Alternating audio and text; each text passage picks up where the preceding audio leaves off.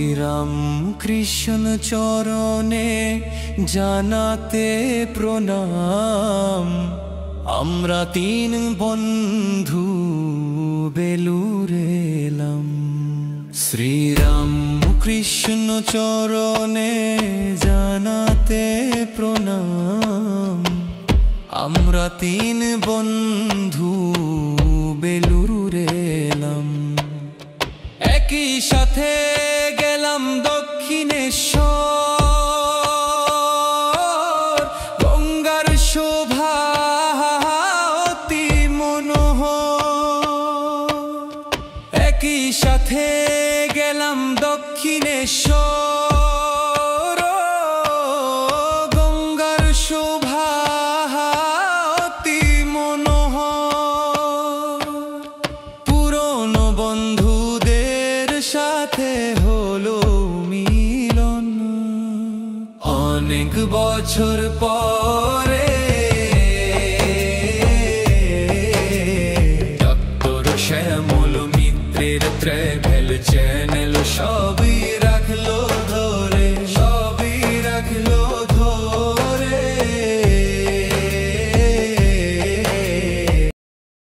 সালটা 1893 আর দিনটা ছিল সেপ্টেম্বর মাসের 11 তারিখ। সমগ্র বিশ্ব সেদিন জানল ভারতের সুপ্রাচীন ঐতিহ্য ও তার সংস্কৃতির কথা।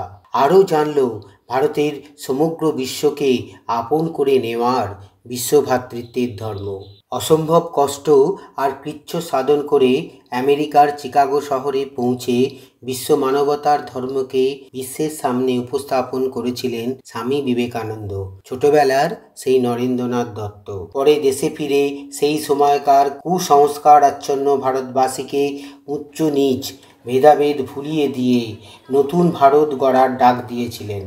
সেই লক্ষ্য পূরণের জন্য প্রতিষ্ঠা করেছিলেন গঙ্গার ধারে বেলুড় মঠকে। সালটা ছিল 1897। আশ্চর্যের বিষয়, ওই বছরই ভারতমাতার কোল আলো করে আবির্ভূত হলেন এক মহান বিপ্লবী দেশপ্রেমিক, আমাদের সকলের প্রিয় রিয়েল হিরো নেতাজি সুভাষচন্দ্র বসু, যিনি স্বামীজির ভাবধারার যোগ্য উত্তরসূরি। রাজনীতির পঙ্কিল আবর্তে নেতাজি সুভাষচন্দ্র বসু আমাদের ছেড়ে অন্তরালে না গেলে নিঃসন্দেহে আমরা আরও উন্নত ভারতবর্ষ পেতাম। স্বামীজির স্বপ্নের ভারত গড়ে তোলার লক্ষ্যে প্রতিষ্ঠিত সমস্ত শ্রীরামকৃষ্ণ মঠের প্রধান কার্যালয়ে বেলুড় মঠ আমরা ঘুরে দেখব। বেলুড় মঠে আপনারা কিভাবে এসে পৌঁছবেন, কখনই বা আসবেন, কীভাবেই বা প্রসাদ গ্রহণ করবেন, সেই সমস্ত খুঁটিনাটি তথ্যের সঙ্গে তার অজানা ইতিহাস আপনাদের সামনে তুলে ধরব ডক্টর শ্যামল মিত্রের ইউটিউব চ্যানেলের মাধ্যমে। আপনাদের আন্তরিকভাবে স্বাগত জানিয়ে আমার প্রথম বেলুড় মঠ দর্শন ও আমার আরও এক বন্ধুর সাথে লঞ্চে করে দক্ষিণেশ্বর যাওয়া এবং ফিরে আসার অভিজ্ঞতা এই ভিডিওর মাধ্যমে আপনাদের সামনে তুলে ধরব। তাই ভিডিওটা শেষ পর্যন্ত দেখতে থাকুন এবং অজানা ইতিহাস সম্বন্ধে জানতে থাকুন। এর আগে 4-5 বার দক্ষিণেশ্বর গেলেও বেলুড় মঠ আর যাওয়া হয়নি আমার। অনেকবার যাবার পরিকল্পনা হলেও বাস্তবে তা রূপ পায় না। আমার বিশ্বভারতী বিশ্ববিদ্যালয়ের সহপাঠী, বর্তমানে আমেরিকায় প্রবাসী প্রফেসর ডক্টর অতীন অধিকারীর ইচ্ছায় এবারে আমার বেলুড় মঠ না দেখার আক্ষেপটা পূরণ হয়। যাবার দিন 3 আগে অতীন আমাকে ফোন করে বলে, আমাদের সাথে পিনাকি গেলে আমার কোনো অসুবিধা হবে কি না। আমি বলেছিলাম, অসুবিধা হবে কেন, খুব ভালো হবে। আর মনে মনে বলেছিলাম, বর্ধমান থেকে বেলুড় পর্যন্ত যাওয়ার যাত্রাপথ এক নিমেষেই কেটে যাবে দুজন বন্ধুর সাক্ষাৎ হওয়ার পরে। বাস্তবে হলেও তাই। দুই বন্ধুর সাক্ষাতের পরে কোথা দিয়ে যে কেটে গেল সময়টা বুঝতেই পারলাম না। গলসির কাছেই এক বিদ্যালয়ের শিক্ষক আমার সহপাঠী পিনাকির সঙ্গে বর্ধমান স্টেশনে দেখা হয় 8টার সময়। আমরা কথা মতন 8:10 কডলাইন লোকালে চেপে বেলুড় মঠের উদ্দেশ্যে যাত্রা করি অতীনের সঙ্গে সাক্ষাতের জন্য। দুই বন্ধুর অতীতের স্মৃতি রোমন্থন করতে গিয়ে কোথা দিয়ে যে সময় কেটে গেল বুঝতেই পারলাম না। হঠাৎ এসে দেখি বালি স্টেশন, তারপরেই নামতে হবে বেলুড়ে। আমরা বেলুড় প্ল্যাটফর্মে নেমে নিচের দিকে সাবওয়ে দিয়ে গিয়ে ডান হাতে 2-3 মিনিট হাঁটার পরেই টোটো স্ট্যান্ড দেখতে পাই। ওখান থেকে 15 টাকা টোটো ভাড়া করে আমরা পৌঁছে যাই বেলুড় মঠে। আপনারা শিয়ালদহ থেকে ট্রেনে করে দক্ষিণেশ্বর অথবা শহরের বিভিন্ন প্রান্ত থেকে মেট্রো ধরে দক্ষিণেশ্বরে এসে পৌঁছবেন। তারপর দক্ষিণেশ্বর ফেরিঘাট থেকে লঞ্চে করে বেলুড় মঠের ফেরিঘাটে এসে পৌঁছবেন। ওখান থেকে টোটো ধরে বেলুড় মঠ আসতে পারেন। শহরের বিভিন্ন প্রান্ত থেকে বাসে করে দক্ষিণেশ্বর এসে পৌঁছতেও পারেন। বেলুড় মঠের সামনে পৌঁছে গিয়ে দেখি একটি বিশাল গেট। এই গেটটা সর্বধর্মের সমন্বয়ে গঠিত। আমি আর পিনাকি এগিয়ে চললাম অপার বিস্ময়ে। তখনও অতীনের সঙ্গে দেখা হয়নি। সামনেই পড়ল মন্দিরের অফিস এবং আরো কিছু দ্রষ্টব্য স্থান। তারপর আমরা এগিয়ে চললাম আরেকটু দূরে। বেলুড় মঠের প্রধান আকর্ষণ শ্রীরামকৃষ্ণ মন্দির, সংগ্রহশালা, নাট মন্দির, স্বামী বিবেকানন্দ কক্ষ এবং অন্যান্য দর্শনীয় স্থান। আমরা এখান থেকে প্রাপ্ত পিক্টোরিয়াল ম্যাপ বা চিত্রিত মানচিত্রের সাহায্যে একটু জেনে নেওয়ার চেষ্টা করি। আপনাদের ছবিটি বড় করে দেখানোর চেষ্টা করছি। 1 নম্বরে স্থানটিতে আছে শ্রীরামকৃষ্ণ মন্দির, 2 নম্বর মঠ অফিস এবং পুরনো ঠাকুর ঘর, 3 নম্বর পাশে দেখতে পাচ্ছেন স্বামী বিবেকানন্দের বাসকক্ষ, 4 স্বামী ব্রহ্মানন্দ মন্দির, 5 শ্রীমা সারদা দেবী মন্দির, 6 স্বামী বিবেকানন্দ মন্দির, 7 সমাধিপীঠ, 8 সংজ্ঞাদক্ষ মহারাজের বসবাস কক্ষ, 9 নম্বরের পুরনো মঠ, 10 নম্বরে বেদ বিদ্যালয়, 11 পুরনো কার্যালয়, 12 মিউজিয়াম, 13 প্রধান কার্যালয়, 14 শৌচালয়, 15 নম্বরে জুতা ঘর, 16 অনুসন্ধান এবং পুস্তক বিক্রয়ের কেন্দ্র, 17 এবি অতিথি ভবন। এখানে মন্দিরের যে স্কেচ আপনাদের সামনে একটু বর্ণনা করলাম, সব কিছু কিন্তু খুব একটা স্পষ্ট নয়, আপনারা জুম করে দেখে নিতে পারেন। শ্রীরামকৃষ্ণ মন্দির সংলগ্ন এলাকা এবং অন্যান্য অনেক স্থানেই ছবি তুলতে নিষেধ করছিল, তাই আপনাদের ছবির সাথে সাথে বর্ণনা এবারের ভিডিওতে করতে পারলাম না। তাই হয়তো ভিডিও দেখার সময় আপনাদের অসুবিধা হবে। হুগলি নদীর তীরে অবস্থিত বেলুড় মঠের 16 হেক্টর অর্থাৎ প্রায় 40 একর প্রাঙ্গণে শ্রীরামকৃষ্ণ, সারদা দেবী এবং স্বামী বিবেকানন্দের উদ্দেশ্যে উৎসর্গীকৃত মন্দির রয়েছে এবং আরও রয়েছে রামকৃষ্ণ সম্প্রদায়ের প্রধান মঠ। ক্যাম্পাসে রামকৃষ্ণ মঠ ও মিশনের ইতিহাসের সাথে সম্পর্কিত প্রবন্ধ সম্বলিত একটি জাদুঘরও রয়েছে। রামকৃষ্ণ মিশনের সাথে যুক্ত বেশ কয়েকটি শিক্ষা প্রতিষ্ঠান সংলগ্ন বিশাল ক্যাম্পাসে অবস্থিত, যার মধ্যে প্রধান রামকৃষ্ণ মিশন শিল্প মন্দির রয়েছে। বেলুড় মঠ কলকাতার নিকটবর্তী প্রধান পর্যটন কেন্দ্রগুলির মধ্যে একটি। এটি ভক্তদের তীর্থস্থান। বহু পুণ্যার্থী এখানে ভোগ প্রসাদ গ্রহণ করেন। প্রাক্তন রাষ্ট্রপতি এপিজে আব্দুল কালাম বেলুড় মঠকে ঐতিহ্য এবং জাতীয় গুরুত্বের স্থান হিসেবে বিবেচনা করেছিলেন। বেলুড় মঠের প্রধান আকর্ষণ শ্রীরামকৃষ্ণ মন্দির। মন্দিরের নকশাটি স্বামী বিবেকানন্দের কল্পনায় তৈরি হয়েছিল। স্থপতি ছিলেন তার ভাই স্বামী বিজ্ঞানানন্দ, যিনি রামকৃষ্ণের সরাসরি সন্ন্যাস শিষ্য ছিলেন। 1938 সালে 14 জানুয়ারি মকর সংক্রান্তির পূর্ণ দিনে শ্রীরামকৃষ্ণ মন্দিরটি উন্মুক্ত করা হয়েছিল।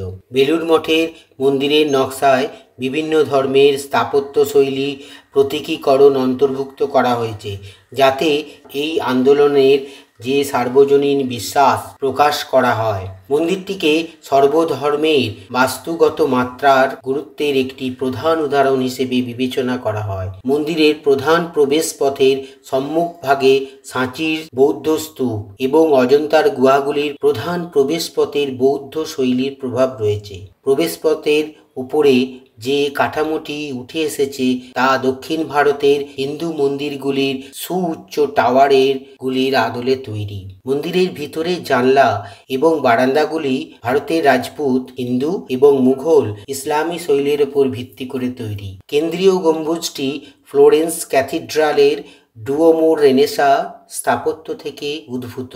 ভূমি পরিকল্পনাটি খ্রিস্টান ক্রুসের আকারে। মন্দিরটির উচ্চতা 34.3 মিটার অর্থাৎ 112.5 ফুট এবং মোট আয়তন 3060 বর্গ মিটার অর্থাৎ প্রায় 32,900 বর্গ ফুট। মন্দিরটি মূলত চুনার পাথর দিয়ে তৈরি এবং সামনের কিছু অংশ সিমেন্ট দিয়ে তৈরি। মন্দিরের উঁচু প্রবেশপথটি দক্ষিণ ভারতীয় গোপুরামের মতন এবং উভয় পাশের স্তম্ভগুলি বৌদ্ধ শৈলীর স্থাপত্যের প্রতিনিধিত্ব করে। রাজপুত মুঘল শৈলীতে নির্মিত 3টি ছাতার মতন গম্বুজ কামারপুকুর গ্রামে খড়ের ছাদের ধারণা দেয়। এই শ্রীরামকৃষ্ণ মন্দিরটি এত স্থাপত্যের সংমিশ্রণে তৈরি যে তা বলে শেষ করা যাবে না। তামিলনাড়ুর মাদুরাইয়ের মীনাক্ষী মন্দিরের মতন উপরের বিমটিও তৈরি। প্রবেশ পথের বৃত্তাকার অংশটি অজন্তা রীতির সাথে হিন্দু স্থাপত্যের মিশ্রণ এবং এর ভেতরে ধর্মের প্রতীক স্থাপন করা সৌন্দর্য এবং গাম্ভীর্যের প্রতীক। ঠিক ওপরে একটি শিবলিঙ্গের প্রতিরূপ দেখা যাচ্ছে। নাট মন্দির গর্ভগৃহের সাথে সংযুক্ত প্রশস্ত মণ্ডলীর হলো একটি গির্জার মতন, বিশেষ করে রোমের সেন্ট পিটার্স গির্জার মতন। উভয় পাশে একটি লাইনে স্তম্ভগুলি ডোরিক বা গ্রিক রীতি অনুসারে তৈরি। উপরের বিমটি তামিলনাড়ুর মাদুরাইয়ের মীনাক্ষী মন্দিরের মতো আলংকারিক বন্ধনী দ্বারা ধরে রাখা হয়েছে। স্তম্ভগুলির ওপরে বিস্তৃত নকশাগুলি উড়িষ্যা রীতির সাথে সাদৃশ্যপূর্ণ। নাট মন্দিরের উপরে ঝুলন্ত বারান্দা এবং জানলাগুলি ফতেপুর সিক্রিতে ব্যবহৃত মুঘল স্থাপত্যের প্রভাব প্রদর্শন করে। গর্ভ মন্দিরের অর্থাৎ গর্ভগৃহের চারপাশে প্রদক্ষিণ করার জন্য প্রশস্ত পরিক্রমা পথ বৌদ্ধ, চৈত্য এবং খ্রিস্টান গির্জার মতো তৈরি। মন্দিরের বাইরের অর্ধবৃত্তাকার শীর্ষে নবগ্রহ মূর্তির জারির কাজ করা মূর্তিগুলি খোদাই করা হয়েছে। মন্দিরের উপরে সোনালী কলস স্থাপন করা হয়েছে এবং নিচে একটি পূর্ণ প্রস্ফুটিত পদ্ম রয়েছে।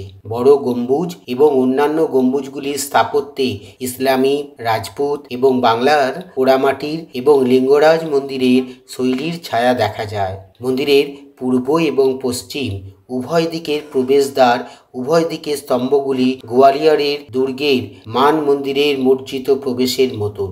সাফল্য এবং শক্তির প্রতিনিধিত্ব করে গণেশ এবং হনুমানের মূর্তিগুলিও দর্শকদের দৃষ্টি আকর্ষণ করে।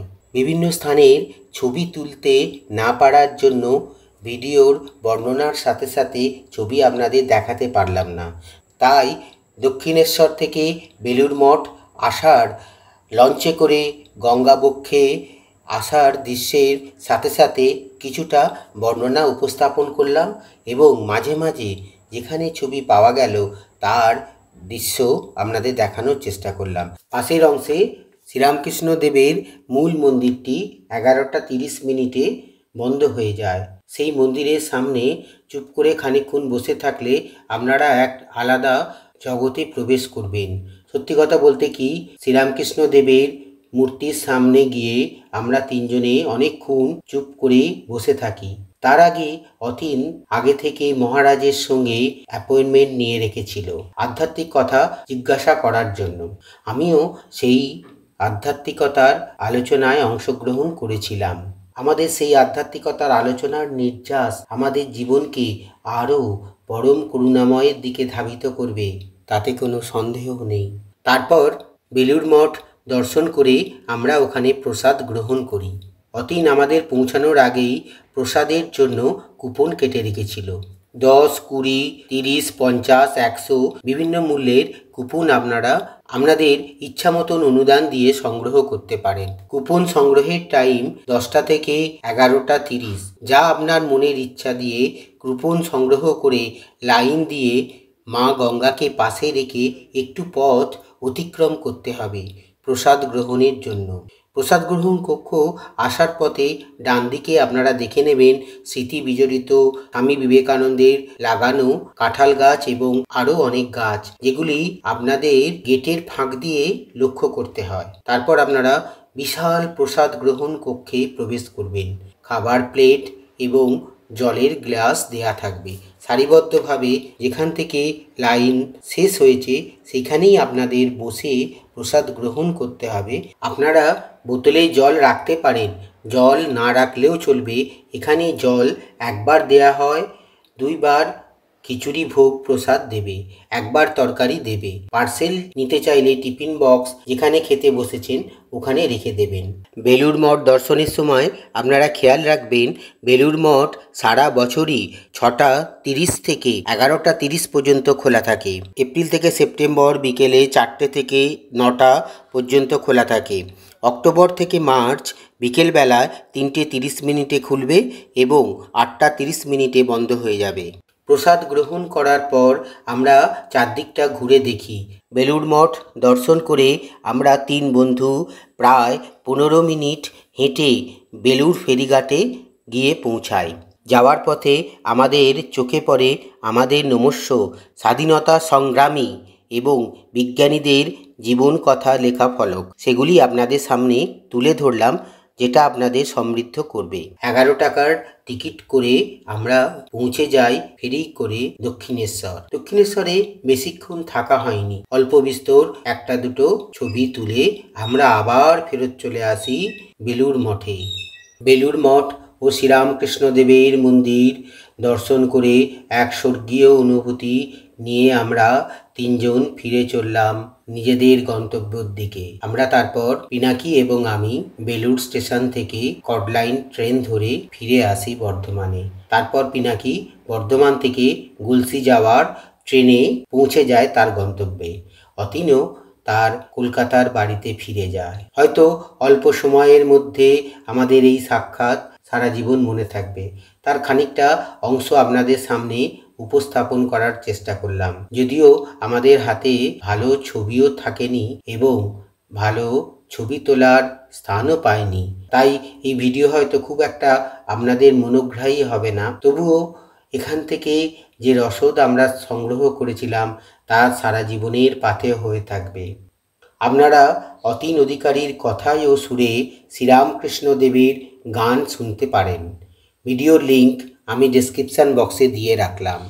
আপনাদের ভিডিও ভালো লাগলে শেয়ার করার অনুরোধ রইল এবং চ্যানেলে নতুন হলে চ্যানেলটিকে সাবস্ক্রাইব করে পাশে থাকার একান্ত অনুরোধ রইল। দেবারঘোর ফাইনাল ইয়ার MBBS এর পরীক্ষা থাকায় এবারের পুজোর ভ্রমণ হবে না প্রায় ঠিকই ছিল। শেষ মুহূর্তে আমরা যাওয়ার জন্য টিকিট কাটি। যদি ওঙ্কারেশ্বর এবং মহাকালেশ্বর মহাদেবের ইচ্ছা হয় তাহলে আমরা হয়তো পুজোর ভ্রমণের কিছু ভিডিও আপনাদের সামনে উপস্থাপন করার সুযোগ পাব। ততক্ষণ আপনারা সবাই খুব ভালো থাকবেন। অনেক অনেক শুভকামনা রইল প্রত্যেকের জন্য।